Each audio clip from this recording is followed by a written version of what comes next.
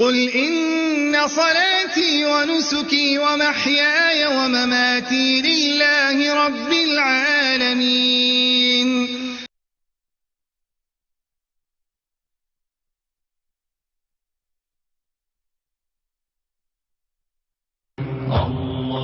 اللهم صل على سيدنا محمد النبي الأمي وعلى آله وصحبه وسلم.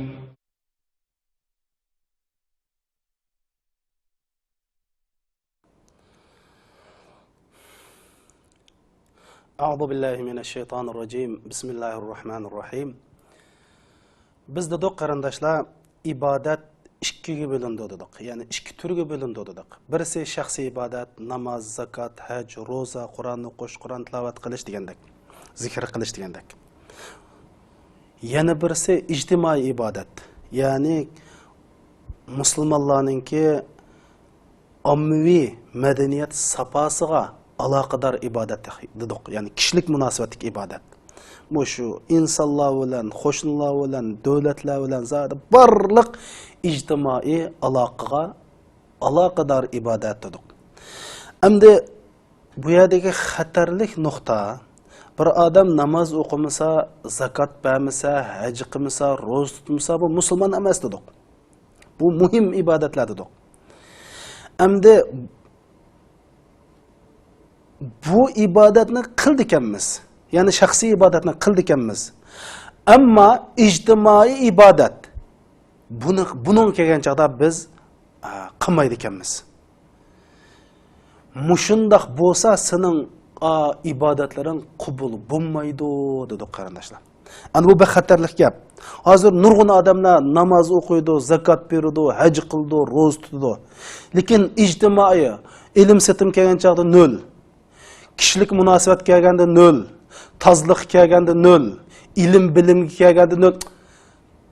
Hatto shundoq odamlar borki, bu ibodatni to'g'ri tushunmaganlikdan masjid seling desa necha boy talishib qoladi, maktab solli desa yo mobalini oliy maktabda o'qiyli, oliy maktab solli, ma'rif organlarini qurli, mushundoq ilon tashviqot o'rinlarini qurlay desa hech kim pul chiqarmaydi. Masjidni talishib qoldi. Nima ish qilsa, mana ibodat tushunchasiniki xato bo'lganlikdan. Xo'sh, endi biz bu ibodat, ijtimoiy ibodatni yaxshi qilmasang, ma shaxsiy ibodating qabul bo'lmaydi dedik. Sizlar denishinglar kerak, dalil faktini cho'g'di. Xo'sh, endi buning dalil faktini so'zlaylik. Shaxsiy ibodatdan birinchisi la ilaha illalloh Muhammadur Rasululloh. Buni demay turib islomga kirgil bo'lmaydi. Butun din mana bu la ilaha illalloh Muhammadur Rasulullohga ixchamlangan. Xo'sh.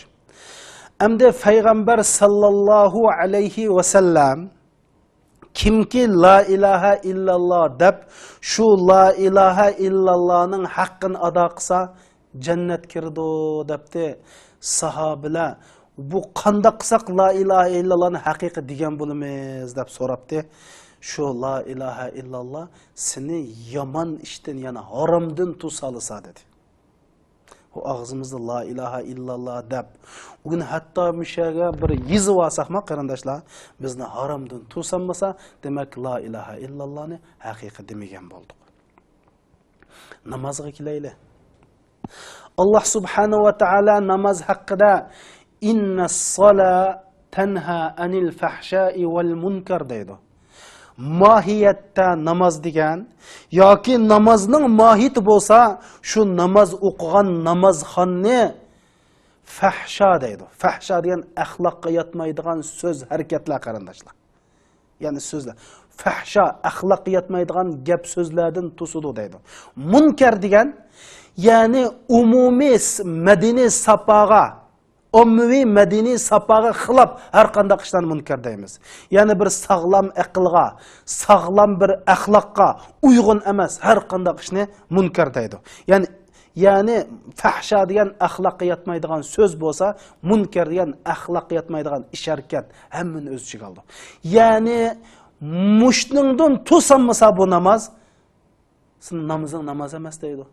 Namazning mohiyati bo'lsa, namazning jawhari bo'lsa, shu namoz o'qigan odamni axloqqa yetmaydigan so'zdan va axloqqa yetmaydigan ish harakatlardan to'sadi deydi.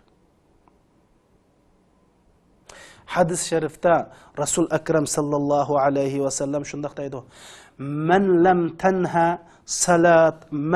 lam tanha salatu anil fahsha'i wal munkar lam yazdad bi salatihi minallohi illa bu'da" deydi.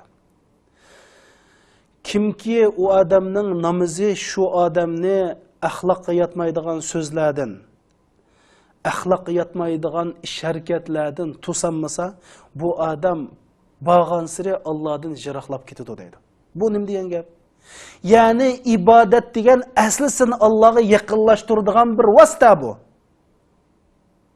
Ammo sen bu ibodatni qilding, lekin axloq yetmaydigan so'zlarni tashlamading. Axloqqa yetmaydigan ish harakatlarni tashlamading, bu ishing tek Allohdan seni jiroqlashtiryapti. Ya'ni sen ibodatning mohiyatining aksini qilding deydi.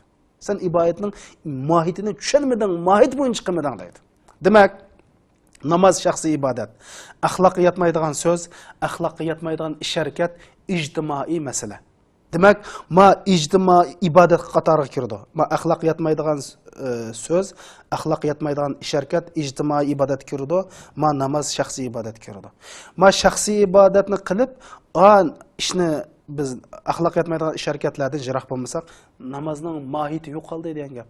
Shuning Rasul Akram sallallohu alayhi va sallam bir hadis sharifda shunday deydi: bir odamning namozining, ba'zi odamning namozi 10 dan biri, ba'zi odamning 9 dan biri, 8 dan biri, 7 dan biri deb kelib, ba'zi odamning namozining 10 dan biri qabul qilindi, ba'zi 9i baka degan gap. Ba'zi odamlarning to'gida yetib qo'yqanda boshqa hech qanday namozining ahamiyati yo'q deydi qarindoshlar. Mana tushundi. Yani bu ibadet degan bir nuqul ish harakatdan iborat emas bu. Buning mohiyati va bu ibodatni Alloh ma'lum maqsad, g'oyani ishga oshirish uchun bizga farz qilgan qarindoshlar. Buni tushunishimiz kerak.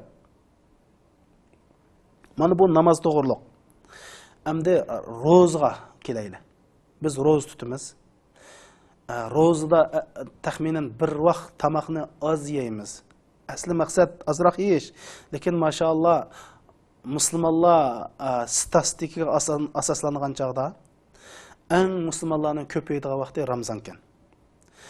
Yemek ichmakka eng pulni ko'p sarf qildigan vaqti Ramazon ekan. Asli Ramazon vaqti azroq yeyish endi. Endi bu bir vaqt oz tamoq yeyishni maqsad qilmagan. Bu Ramazon uningdan buyuk, uningdan yuksak qarindoshlar. Bumuz qanday bo'lib islomning 5 prinsipining 2-chi prinsip bo'la oladi, 3-chi prinsip bo'la oladi bu. Bütün İslam'ın prinsipi 5, Ramazan şunun 3-çisi. Şunda bir vaqt tamoqni şunda az yeyish, o maqsad qilinmagan. Qur'oni Karim bo'lsa, la'allakum tattaqun deb. Ramazonni Alloh sizlarga farz qilishdiki, maqsad nishonsizlar taqvodorlikda yeni bir palla yuksalamiki, ilgirlamiki degan maqsad sizlarga Ramazonni farz qildik deydi. Bir maktab bu. Hadis sharifda Rasul Akram sallallohu alayhi va sallam shunday deydi: "Man lam yada' qawla-zur falaysa lillahi hajatun fi an yada'a ta'amahu wa sharabahu" deydi. Ro'z tutgan odam yolg'onchilikni tashlamasa, Alloh subhanahu va taolaning u odamning tamoq yemaklikka, ichmaslikka ehtiyoji yo'q deydi. Ramazon tutishdan maqsad aqallisi o'zingdagi yolg'onchilikdan iborat bu ijtimoiy kasalni tugat deydi qarindoshlar. Hey, men nima dedim? Sen a shaxsiy ibodatni ming qilsangmi, ijtimoiy ibodatni yaxshi qilmasang, o maqbul emas dedim. Sen Ramazon tutib yolg'onga qilsang, yine Ramazon tutib hetdan keyin yolg'onga qilsang, ro'zsang faqat foyda qilmaydi degan gap qarindoshim. Ibodat maqbul emas degan shu ayna. Shun Rasul Akram sallallohu alayhi vasallam bir hadis sharifda rubba sa'imin hazzuhu min siyami al-ju' wal-atash deydi. Nurg'ulga ro'z tutgan odam va buning ro'z tutgandan olgan foydasi shu oshqoqdan, usiz qolgandan boshqa hech qanday bir ahamiyat bo'lmaydi bu insonga deydi. Zakotga kelaylik.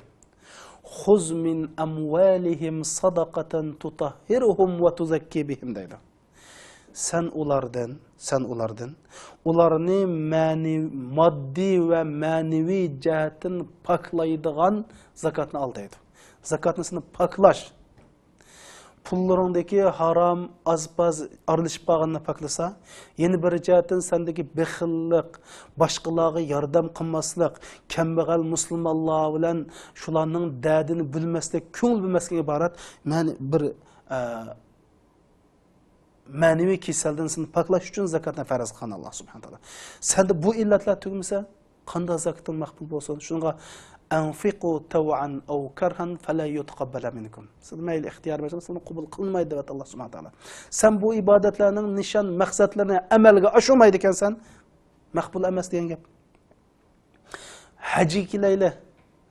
Shunama Alloh subhanahu taolo faman hajja fala rafasa wala fusuqa wala jidala fil hajj deydi.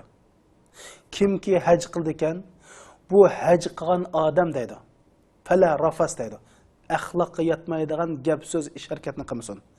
Wala fusuqa, gunoh qilmasin. Wala jidala, bir odam bilan jangga jidallashmasin. Musulmonlar bilan jangga jidallashmasin. Axloqsiz gapni qilmaslik. Gunoh ma'siyat o'tkazmaslik, jangga jidal qilmaslik hammasi ijtimoiy ibodat, kishilik munosabat yuz beradigan vaqalik emasmi qarindoshlar? Yani her qanday bir ibadatning bir tarafı shaxsiy ibodatga bog'lansa, u ibodatning nishon maqsadi ijtimoiy ibodatga bog'landi. Yani Alloh subhanahu taolo nima uchun bizga ibodatni farz qildi qarindoshlar? Yani medeniyetlik, sapalik, mükemmel, takamul, cennetke layık bir insan bulup bu dünyada yaşamımız için en muhimi bizning baxtlik, xotirjamlik to'lgan, sapa, medeniyetlik bo'lgan bir insonni yetildirish uchun bu ibodatni Alloh subhanahu taolo bizga farz qildi. Lekin biz mush sapada, biz butun dunyoni oqisda. Biz mashinaydigan chaqda ko'chalarga qarab boqaylik. Hatta masjid kirgan chaqda masjidga ahvolimiz qarayli. Badallarimiz puravatgan. Voy islom dinida pokizlik imonning yerimi deymiz. Voy kunda 5 qatim taratilib pokla deymiz. Masjid kirsak taburavatgan, poyiqib buravatgan, oyoqlarimizni rassiz qo'yivatgan, saplarda bir shunda bir rat, ey jinim qarindoshlarim, bu dinni tushunayli, ibodatni tushunayli. Bu salbiylikni tugatmaydi ekanmiz. Bizdagi zulm, Alloh subhanahu taolo beshimizdagi bu kulfatni hargiz ko'tarib o'tmaydi.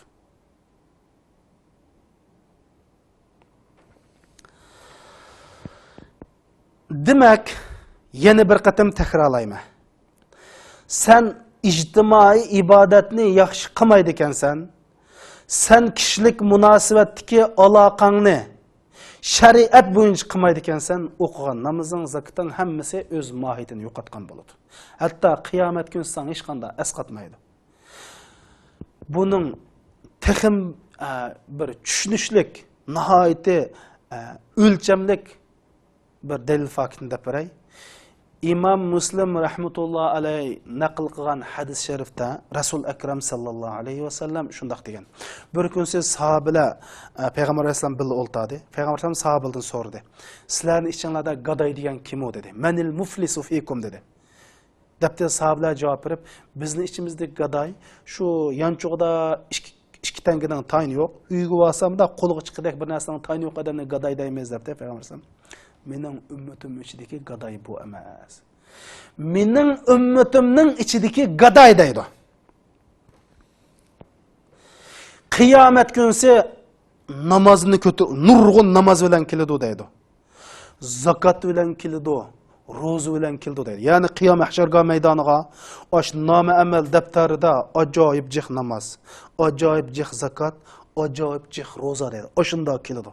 Shunda qarsanglar hayron qolsanglar, yo Alloh, bu odam nimanda taqvo, nimanda isil, nimanda ibodatni ko'p qilgan solih bir mu'min banda deb hayron qoldik. O'shundoq zakot, o'shundoq ro'za, o'shundoq namoz bilan keladi deydi. Kelib hisob bergan vaqtida birsini tillab qo'ygan deydi. birisiga tuhmat qilib qo'ygan deydi. Birisining haqqini yavagan deydi. Birisining beguna qinni to'kkan, birisini baka urvagan, birisini undaqan, birisini bundaqan deydi. Shuning bilan qanday qilindi? Onun bütün aş, namaz, zakat, hacdan ibaret bütün savabını urup koygan, tillap koygan, şuna ama zulüm kıp koygan, hakkını yavagan adamlarga berildi deydi. Allah Allah. O bütün kan ibadetleri çıkışmay, adamның şu tillap koygan, urup koygan, şunun ziyankeşlik uçurgan, ziyankeş uçurganlarının günahını manın dümbüsüge atıp koydu, şulan dozaq tik taşlandı deydi. Hoş. Resulullah tillap koygan dedi. İctimai münasebet emasmı? Tuhmet qilib koygan dedi. İctimai münasebet emasmı? Kişinin hakkını yavagan dedi. İctimai münasebet emasmı? Nahaq qan tökkan dedi. İctimai münasebet emasmı? Başqalarını bekağa urvagan dedi. İctimai münasebet emasmı? Demek ictimai münasebet kişilik münasebetni Kur'an hadis boyunca qilmay. Buningda ketkizib qo'ysangiz, ya zakatınız payda qilmaydi, ya hacınız payda qilmaydi, ya rozunuz payda qilmaydi, ya namazınız payda qilmaydi. Yani nol degan gap do'zax kirsiz eng gaday degan gap. Men demoqchi bo'lganim qarindoshlar, siz ijtimoiy ibodatga, ya'ni ommaviy madaniyat sapoga ko'ngil bilmaydi ekansiz va ommaviy sapoga ahamiyat bermaydi ekansiz. Sizning o'qigan namoz zakatlaringiz nol deydi qarindoshlar. Hey, biz tushunaylik qarindoshlar. İmam Bayhaqi rahmetullah alayh naql qilgan hadis sharifda Rasul Akram sallallohu alayhi va sallam shunda deydi. İmanның 60 netçe yoki 70 netçe şehi bor deydi. Ya'ni iman ashundaq 70 netçe shoxdan iborat. Shu 70 netçe shox imanning bir gavdisi deydi. Endi bunun en yuqur fallisi la ilaha illallah Muhammedur Rasulullah deydi. Yuqur fallisi. Töven fallisi yo'ldagi bir axlatni evitish deydi. Axlatni evitish bizning aqidamiz. Axlatni evitish, kishilarning yo'ldagi axlatni evitish, boshqalarga aziyat beradigan narsalarni yo'ldan evitish bir ijtimoiy axloqmi, axloq emasmi? Ijtimoiy axloq. Bu ijtimoiy axloqning uchi la ilaha illallohga bog'liqlik qarindoshlar. Ey, hajga berib, men o'z ko'zim bilan ko'rdim. Haramga berib, Mina Arfatni axlat to'shqizib o'tisizlar qarindoshlar.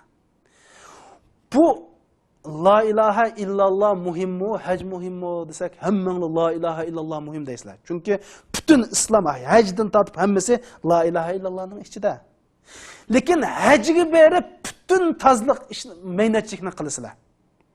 Hajga berib boshqalar o'ladi, hajda mo'rida tushib, taqash Mina Arafat turib, bir-birsiniga qapoq turishib, qopilishib, bir narsani talishib qilasizlar. Hey, dinni tushuninglar qarindoshlar. Bir yo'ldagi axlatni evitish la ilaha illallohga bog'liqlik tursa, sen hajni qilaman deb axlat to'ksang, bu qanday haj bo'ldi bu yerda?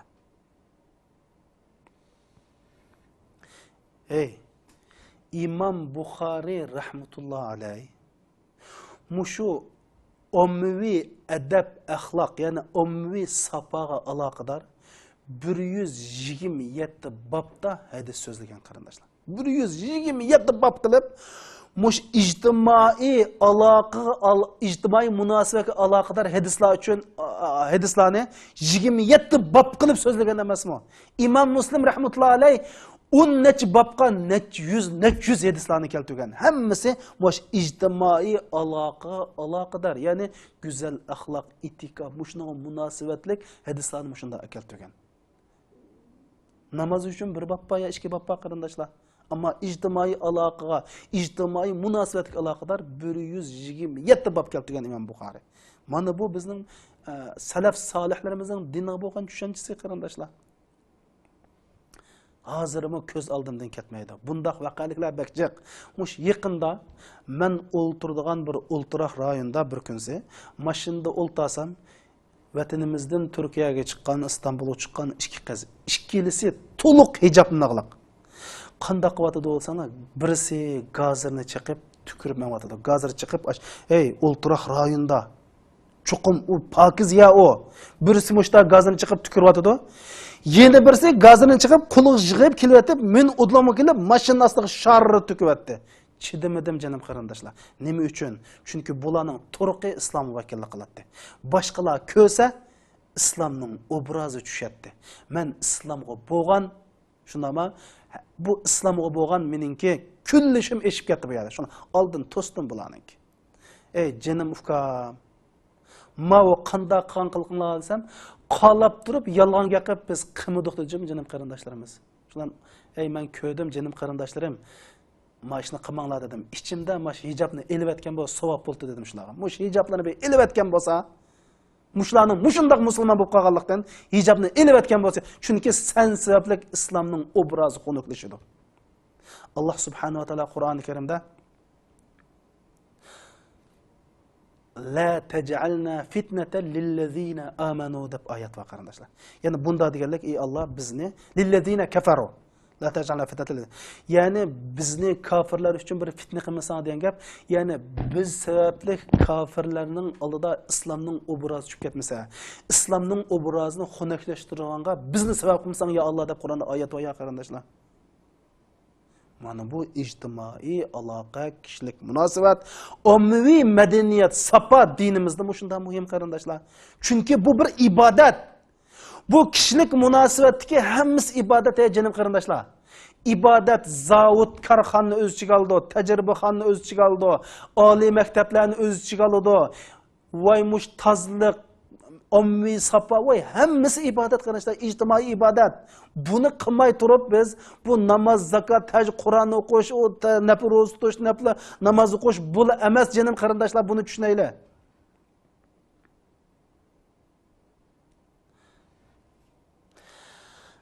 Endi Rasulullah bizga ibodatni tushundirib, sening tabassumuka li wajhi akhika sadaqa deydi. Hatto bir odamga kulimsirab qarag'anining o'zi ibodat edi qarindoshlar. Bir odamni voy paloniyaga mandaq borsiz deb yo'l ko'zitib qo'yganining o'zi ibodat deydi. Sen maşinlik kitip alsan, piyoda bir adam kitip alsa, şu adamdan maşinini çıkarılıp, közlügen nişanga yetkizip koysan, şunun özü ibadet deydi. Yoldaki ahlak nevatkanın ibadet.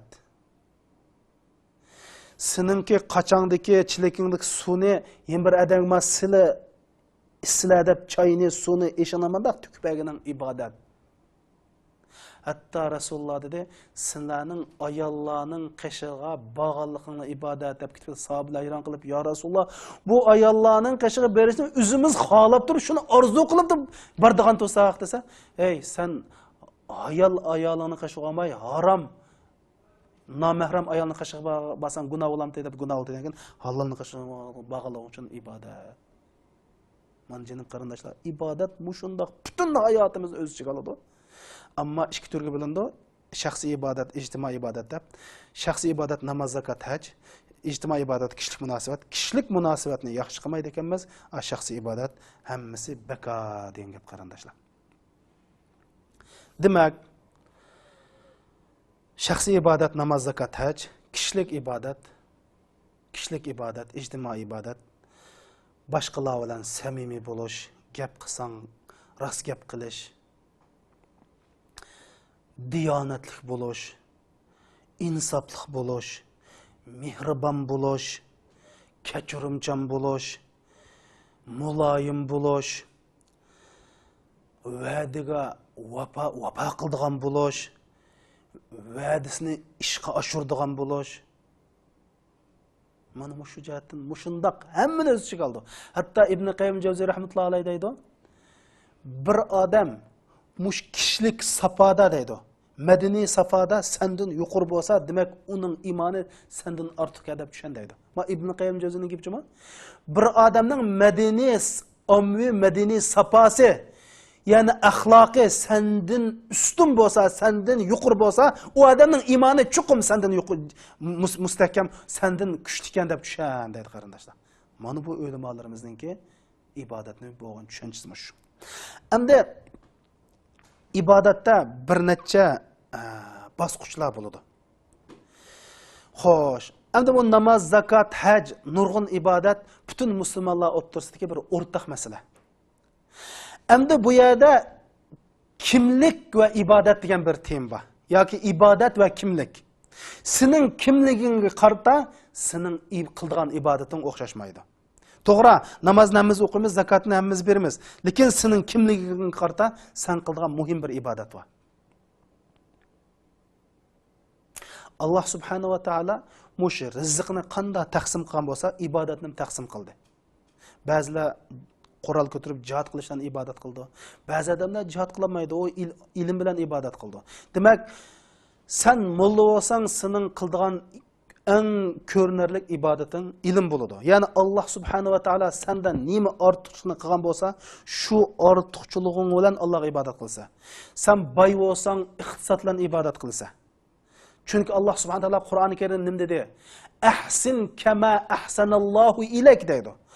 Allah subhanahu va taolo sen nima berib yaxshilik qilgan bo'lsa, ya'ni Alloh sen nima bergan bo'lsa, shu narsaning o'zidan va qanchalik bergan bo'lsa, shu miqdor bergan miqdorga yarasha Allohga javob qaytadi deydi. Oyat aniq qarindoshlar. Ya'ni ibodat va kimlik degan oyatdan chiqqan gap. Mush oyatni tafsir qilgan ulamolar deydi. Boy pulni yig'ib, to'plab bankka qo'yib, pulning haqqini ado qilmay, haramga berib,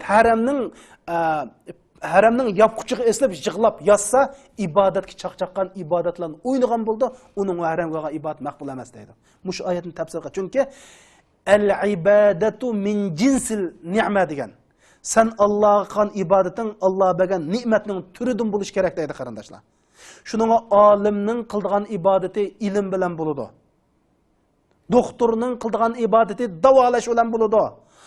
Oliy maktabda o'qiyotgan o'quvchilarningki ibodati o'qish bilan bo'ladi. Men shuningga deyman, ey oliy maktabda o'qiyotgan o'quvchilar, sizlar birinchi bo'lib tavhid dininglarni tushuninglar. Amviy dinni, tavhidni yaxshi tushungandan keyin ikkinchi qildigan ishinglar o'zingning kasbini nayt puxta voyaga yetkazib o'rganinglar. Bu bek muhim qarindoshlar. Bu shunda haqni tushundik deb maktabni tashlab din o'rganimiz bu xato. Sen necha yil jafo tortib oliy maktabga o'tgan ekansan. Sen birinchi bo'lib tavhid dinni qo'shimcha o'rganasan. Lekin asosliq sening Allohga ibodat qildigan darvozang o'zingning kasbini puxta o'rganib, mush kasbing bilan Allohga ibodat qilsan. Sen qilgan ibodat kasbini puxta o'rganish. Dunyoni yaxshi tushuninglar. Mening oliy maktabga o'qiyotganlarga beradigan taklifim. Birinchisi, dindagi tavhidni obdan tushuninglar. Shaxsiy diniy majburiyatini ado qildak din o'rganinglar. U kasbiy o'rganish ketmaydi. Anandan keyin o'z kasbinglarni nayt puxta o'rganinglar. Dunyoning siyosat, iqtisodlarini obdan tushuninglar.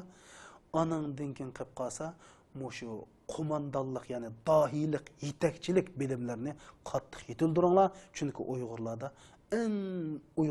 eng ehtiyojli odam yetakchi Uyg'urlarni haqiqiy to'g'ri yo'lga yetaklab, dunyo oxiratning saodatiga erishtiradigan qo'mondonlarga muhtoj. Mushuni o'rganinglar. Hargiz kasbinglarni tashlamanglar. Xo'sh, bu yerda sening kimligingga qarata ibodat. Bizda do'q ba'zi o'rtaq ibodatlarimiz qilamiz, ammo boy bo'lsang puling bilan, u pulni tiqib men namoz o'qiyman, zakot bermayman desang bo'lmaydi. Sen bir jisming kuchli bo'lsa, kuchli odam bo'lsang, sen jihad qilish bilan, ilm ahli bo'lsang, ilm berish bilan manda ibodat qilsa. Bu bir masala qarindoshlar. Masalan, ayollarimiz bo'lsa, balni yaxshi tarbiyalash, erning xizmatini yaxshi qilish, oilaning xizmatini yaxshi qilish, bo'lib balni yaxshi tarbiyalash, bilim olish. Ikkinchisi, sharoitga qaratayin ibodat o'xshamaydi qarindoshlar. Sharoit qarta. Masalan, hammamizning o'zi yarsa bir sharoiti bor. Endi bu sharoitda hozir sening sharoiting nima qila oladi? Shu sharoiting nima qila olsang, masalan 10 bal o'qita ekansa, sen uchun shu hammadan muhim. Sen bir ishga adamga maosh berib ishiltib bir halol rizq berishga sabab bo'ldi ekansan, sening shu ishing muhim. Bu sharoit nima sharoitda Allah seni shu sharoitga, Allah san sharoitda qanday sharoitni hozirlab qo'ysa, shu sharoitda ibodat qilish. Masalan, ayollarimizni aytaylik. Ey ayollarimiz, ballarni yaxshi tarbiyalash. Ayollarning sharoiti uy bo'lganlikdan ballarni yaxshi tarbiyalash. Ey biz hozir otumu bor dushman bilan tanglashmoqchi bo'lsak, otum bilan tanglashimiz, quruq gap, hikoya bilan tanglash bo'lmaydi. Shunda ballarimizni tarbiyalash kerak.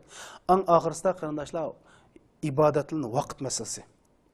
Har bir vaqtda shu vaqtga munosabatli ibodat eng afzal bo'ldi. Masalan, namoz vaqtida hammadan afzali namoz. Masalan, bombat vaqtida namoz o'qish afzal. Shundami? Pul tepish vaqtida hammadan pul tepish afzal. Mush vaqt masalasiga obdan qarayli. Masalan, Abu Bakr radhiyallohu anhu Umar radhiyallohu anhu vasiyat qilib, ey Umar, Allah kechis qabul qiladigan ibodat va buni kunduz qilsang qabul qilmaydi. Kunduz qabul qiladigan ibodat va kechis qilsang qabul qilmaydi deb mana mushunda o'rgatgan. Endi vaqti bir odam sud eqib ketsa, sen ani qutqizaysan, birisi kelib kilabe 2 rakat namoz o'qib desa, o dinning dushmani, o shayton. Bir ummatningki beshiga, shundami, kun kelsa, uning bilan kor yo'q. Voy, menga biz uy kirib subhanallohni 1000 qatim, alhamdulillahni 30 qatim deylik desa, o dinning dushmani, o shayton. Vaqt, shu vaqtdan ne muhim bo'lsa, shu ibodatni qilish afzal qarindoshlar. Bunu tushunaylik. Ikkinchisi, hozir ummatning beshi nima kun keldi? Va musulmonlar nimaga eng ehtiyojli? Agar dinimiz krizga duch kelsa, dinninki da'vat qilish hammadan muhim. Musulmonlarning iqtisodiy krizga duch kelsa, shu musulmonlarning iqtisodiy masalani hal qilishmak muhim. Bütün Qur'on-i Karimdagi Yusuf alayhisalomning bütün Qur'onda eng go'zal qissa degan qissadagi Yusuf alayhisalom nima ish qildi?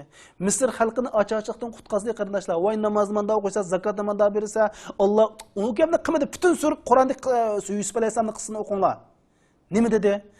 Bütün vaqalik bir och qolgan millatni ocharchilikdan qutqazdi. Musa alayhisalomning vaqaligini o'qinglar. Musa alayhisalom Alloh subhanahu va taolo dedi: "Izhab ila fir'auna innahu tagha." Fir'aun siyosiy, iqtisodiy, ijtimoiy jihatini bak haddidan oshib zulm qildi. Sen shu Fir'aunning qashig'i berib, Bani Isroilni zulmdan qutqaz deydi. Ya'ni bu vaqt qarindoshlar, shu vaqtda nima muhim bo'lsa shu ibodatni qilamiz. Musulmonlar osh qilyapsa, zulm uchrayapsa, bilimsiz qolsa, nodon qolsa, Ka'bani qashig'i berib, yopib tushadi ibodat. Nima qilsa, men obdan ibodat qildi ekan deb. U ibodat emas, u sening din emas u da'vatqiningki. Buni tushunishimiz kerak qarindoshlar. Bu nima uchun Yusuf alayhisalomning qissasini, nima uchun Musa alayhisalomning qissasini Alloh subhanahu va taolo bu Qur'oni Karimda so'zlaydi. Shuning uchun vaqtga qarab va musulmonlarning ehtiyojiga qarab ibodat o'zgaradi. Agar musulmonlarda doktor az bo'lsa, doktorlikni o'qitish, musulmonlar kambag'al bo'lsa, boylik tepib, musulmonlarning kambag'alligini tugutish, musulmonlar kasal bo'lsa, doktor qilish, ish qilib musulmonlarda zavod bo'lsa, zavod qurish, musulmonlarda maktab bo'lsa, musulmonga loyiq mustaqil maktab qurish, musulmonlarda tashviqot ishlariga ojiz bo'lsa, shuni qilish. Shu vaqtda musulmonlar nimaga bak ehtiyojli bo'lsa, bütün musulmonlar shu narsani qilib ibodat qilish. Mana bu din qarindoshlar. Voy, qo'sim og'riyotdi desa, sen bir oyoq yapiraymi degani, ma o shayton qarindoshlar. Ma o shayton seni ozdirmoqchi, g'aflat qilmoqchi, diqqatinglarni musulmonlarning diqqatini chashmoqchi, diqqatni boshqa burmoqchi. Mana tushunmasak, mana bu ibodatni mushunda tushunmasak, bizning holimiz yaxshilanmaydi qarindoshlar. Eng muhimi gapning xulosasi ibodat ikki turga bo'lindi. Shaxsiy ibodat, ijtimoiy ibodat. Shaxsiy ibodat namoz, zakot, haj, Qur'on o'qish, nazr qilish, sadaqat berish degandek. Ijtimoiy ibodat kishilik munosabat, er bilan ayolning, bola bilan dadining, xo'sh musulmon bilan musulmonning, davlat bilan davlat zodi eng kichik ishdan tortib eng cho'q ishgacha kishilik munosabatga aloqador ibodat ikkiga bo'lindi. ijtimoiy ibodatni yaxshi qilmasangiz, shaxsiy ibodatingiz qabul bo'lmaydi. Qiyomat kuni gadoylar qatorida bo'lib do'zaxga ketasiz. Shuning uchun ijtimoiy ibodatga ko'ngil bilaylik, namozga qanday ko'ngil bilsak, ijtimoiy axloqqa ko'ngil bilaylik, ro'zaga qanday ko'ngil bilsak, ommaviy madaniy safoga ko'ngil bilaylik, hajga qanday ko'ngil bilsak. وصلى اللهم على سيدنا محمد وعلى آله وصحبه وسلم هم برقتم كورشكچا سلانة الله تبشودم الله هممزنا أمان قصن الله الله الله الله الله الله الله الله الله الله الله الله الله الله